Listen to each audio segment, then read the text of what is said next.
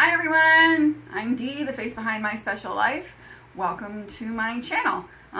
This time, little Miss Stephanie here is going to help me. We just dropped her brother off at camp this morning. She was not happy with me, so she's a little clingy today. So if you hear noisy toys and stuff in the background, it's her, if she's not on my lap. So last night I did a video and I promised I would do another one tonight, but I am exhausted already. I didn't sleep very well. So I'm not going to do a video tonight, so that's why I'm doing one now with help. I'm going a little bit out of order with the vlogs because there's a couple of videos that I want to make that the kids really shouldn't be awake to hear, even her. So this one, it's about night terrors. So I did this one last month, this vlog. So I'm just going to kind of paraphrase, add things, whatnot. Aw, Snuggles, thank you. And be interrupted like that. So a while ago, a friend of mine had tagged me in a Facebook post because there was a mom on one of those like mom group pages that was asking about experience with night terrors. Well, this little bum started having night terrors when she was actually 3 months old. I know. It wasn't fun. Which, it's rare, but it does happen. But with all her other unique quirks, it's not surprising she had just one more thing to add. And you're going to help me tell the story, huh? So she was having them every night, sometimes multiple times a night. Most of the time, multiple times a night. She would not even wake up. She would sit up in her crib when she could finally sit, screaming her little heart out. I would go in, pick her up, try to comfort her, and I finally realized after a while that she wasn't waking up. She was sound asleep while she was freaking out. So we took her to the pediatrician because we had an appointment anyway, and we talked to pediatrician about it, and she said kids as young as 3 months old can get night terrors. And going by the description, that's what was happening with Steph. So going with the blog, I'm going to kind of bounce back and forth here, sorry.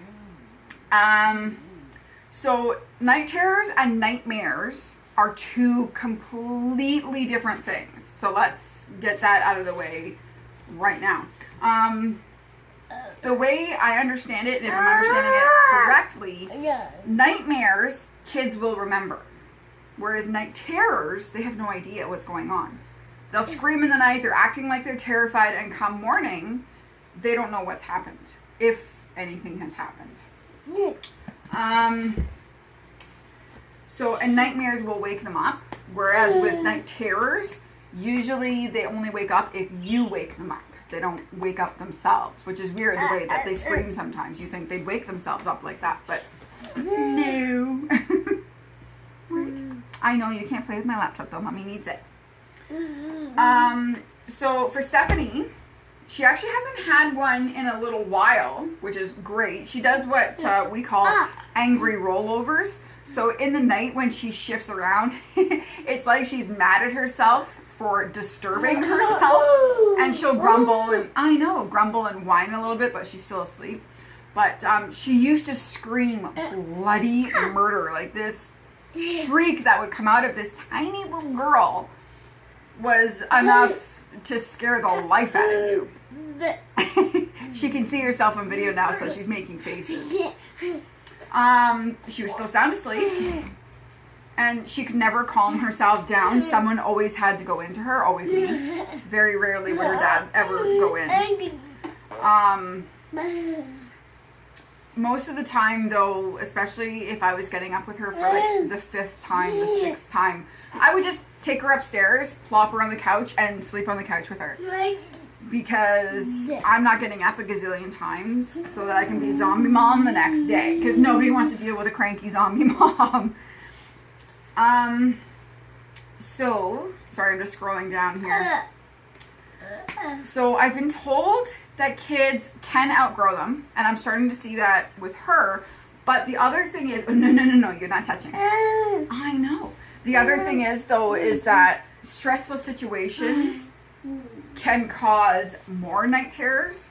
And in another video, I'll go into this a little bit more, but we in March left an abusive situation, and as soon as we were out of that house, away from that situation, her night terrors went down significantly. So I firmly believe that stress had a lot to do with hers.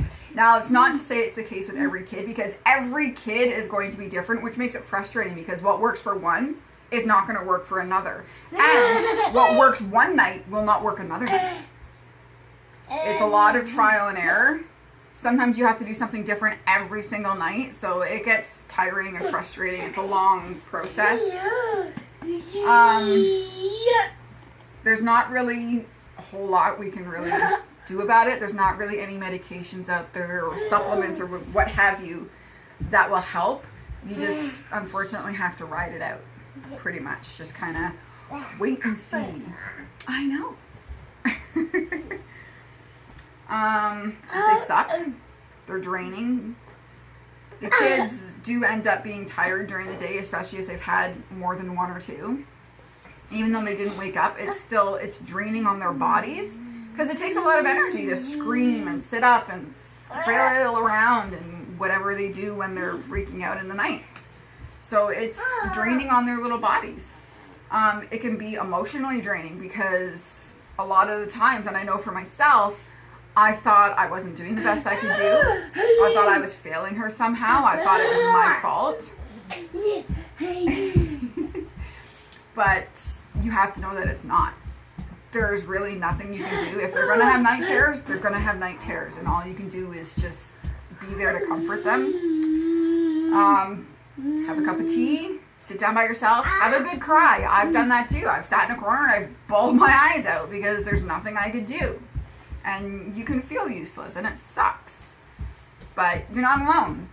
A lot of us go through it. You're a goof. So the day after having one, even now when she has the odd one, she's clingy, she's tired, she's cranky as hell.